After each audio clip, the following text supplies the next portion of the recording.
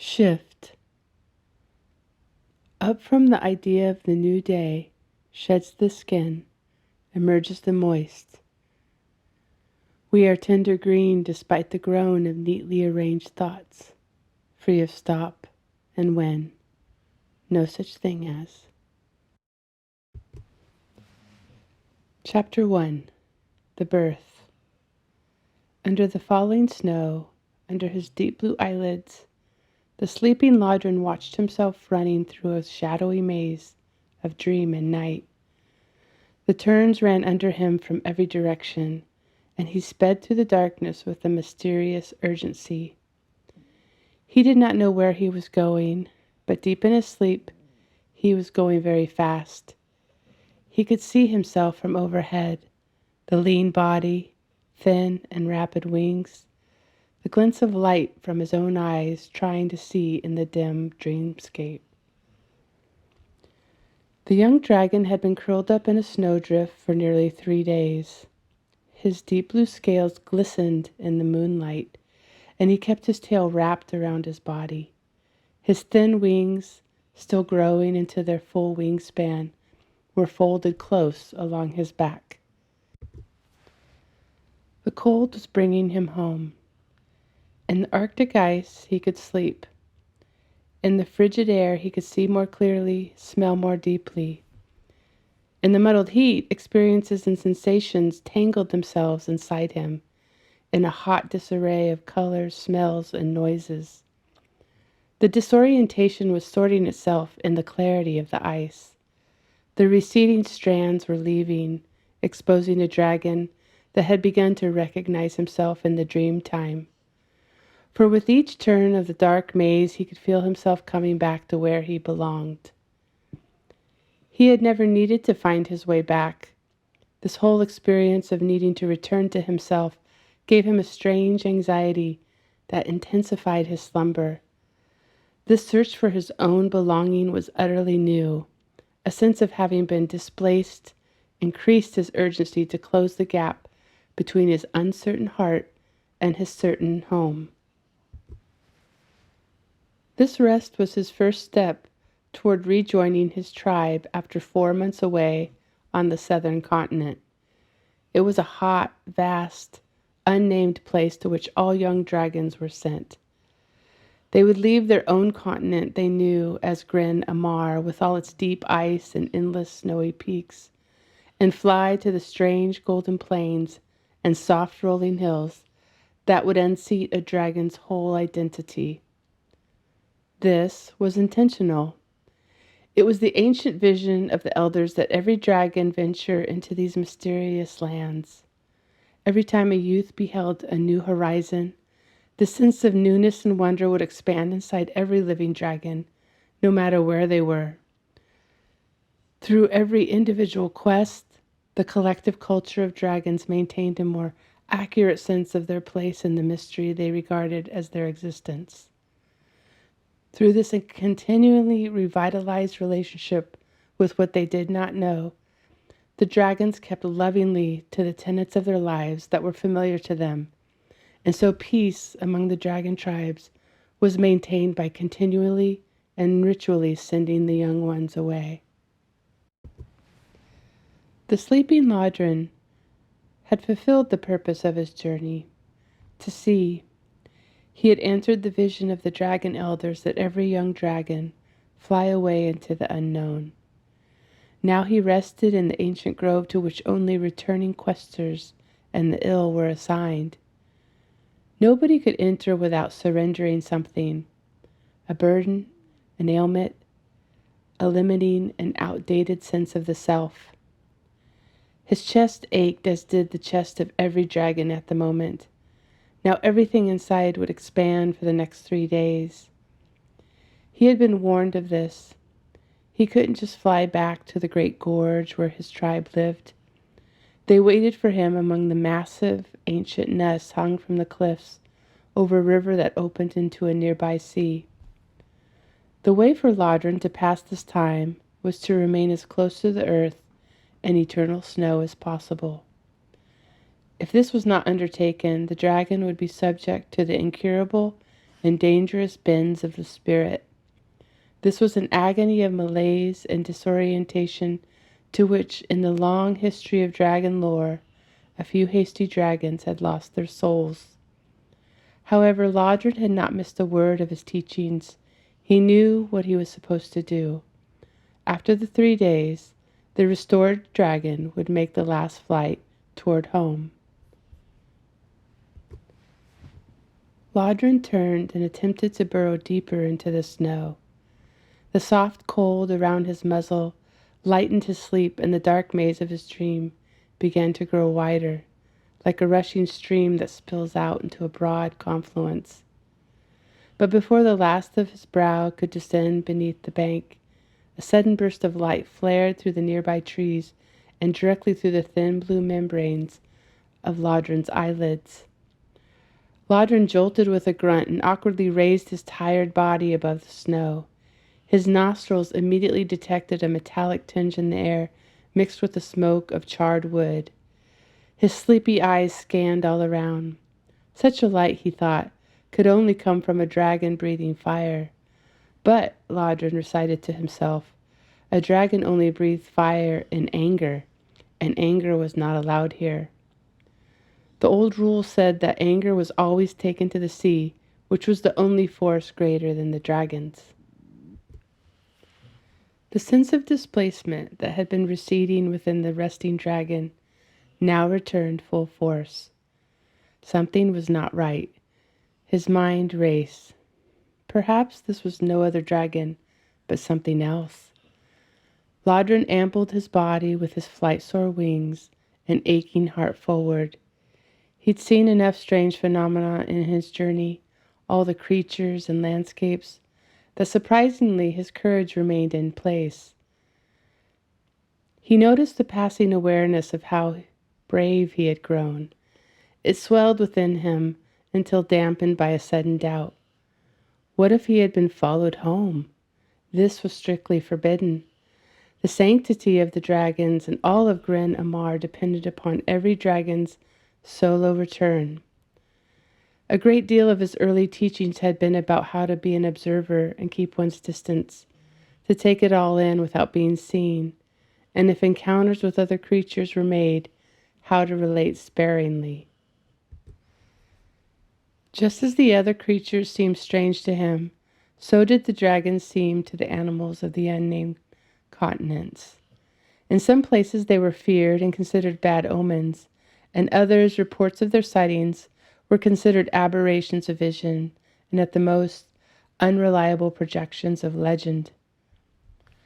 Ladrin paused to get his bearing in the soft snow.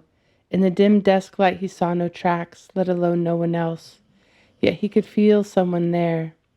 He took a few steps out into the moonlight and stopped. Something shifted up in the trees, and then a flaming orange and red feather floated to the ground. It sizzled in the coldness. Ladrin snapped his head upward, and there, high up in the branches, he saw a dense fire that hurt his eyes. The dragon blinked and focused on the flames until he could make out the shape of a massive bird burning into the night. The glare simmered, and Ladrin began to rapidly take in every emerging detail. The bird's entire head flared with the brightest red that ran down its broad shoulders and back. Orange draped down the wingtips and tail plume, and radiant golden claws gripped the branch that smoldered and sent up fingers of wood smoke into the shimmering feathers of the bird. Ladrin gasped as his mind rushed into questions, none of them yet specific enough that might result in an answer. Finally, he began to find a rhythm to his thoughts, and the beats started to form words. Ladrin's uncertainty hurled through him in an internal avalanche that pounded his stomach until the fully formed words burst forth. They spoke to each other in the language of all earth creatures, resonating sounds that were both heard and felt. Beyond the questions of who this was or what it intended here, the young dragon had to know that he had not broken the rule. How did you get here?" he muttered. The phoenix flamed fiercely and paused to let Ladrin's churning questions settle. An answer was not worth speaking unless it could be received. You bore me from the southern continent. Ladrin reeled. His mind lurched toward despair. Certainly he had not broken the ancient covenant. His thoughts flashed abruptly to the disappointed faces of his elders. Their wisdom had been lodged within him with repetitive blows by the ageless hammer of the ominous consequences. Their lives were only protected by upholding the fragile balance between exploration and privacy. The dragons must explore, but they must remain hidden. Everything depended on it. The phoenix spoke again. I am what you were supposed to bring back. The dragon flailed between his internalized rules and the impossibility of what was before him. Nothing, he recalled, was supposed to be brought back. If this thing had followed him, he should have noticed it. How could he have missed this bird on fire? Ladrin's heart deflated in his rising doubt. But I've never seen you. The bird shrieked, I am all you saw. The piercing cry faded in the wounded silence. Ladrin stood helpless as the cold calm slowly flowed in. It gathered itself and began to float between them, and once again between every snowflake. The quiet only left Ladrin with his struggle, but there were no words to contain the feeling of standing before the utterly improbable. His words were clumsy and wrong, and they resorted to insisting on his innocence. In all his confusion, he had only the option of repeating himself, I've never seen you. Do not think that you haven't, the great bird's quick reply seared into Ladrin's head and down his long spine. When you left, the bird continued, all you knew was ice and rock and the cold, cold sea. Then you flew over the hot plains, the myriad streams, and the endless groves of trees. You watched the creatures of the land and the water. You had never seen any of them before. You saw a whole new world. Where do you think all that vision goes? As the phoenix spoke, flames curled around his eyes, around his body, and sparked off his tail feathers. Ladrin stood shakily in the snow. Not one of the elders had ever spoken of the phoenix. How could they have not told him if they knew? The bird heard the dragon's every thought. We cannot be spoken, the phoenix said. Ladrin began to tremble now. His whole sense of the world shuddered. He was sure his teachings were complete, and the dark inadequacy grew. But a roar of wind came from the tree, and he was snapped out of any further descent into self-pity. A rush of hot air blew over him. You will see, roared the bird, and everything else. For an instant it seemed that everything spoke to him at once. The trees, the night, the snow, the great blue-streaked boulders. The phoenix thrust out the great flames that were his wings. He shot up high into the air, lighting up Ladrin's drawn and weary face and all the forest around him. Ladrin stared up with awe and then terror as the phoenix turned down and began flying, a hurling mass of fire, straight for the young dragon. Ladrin couldn't move. His mind screamed that he should run, but something hesitated. The dragon's mind spun in furious confusion. Why couldn't he move?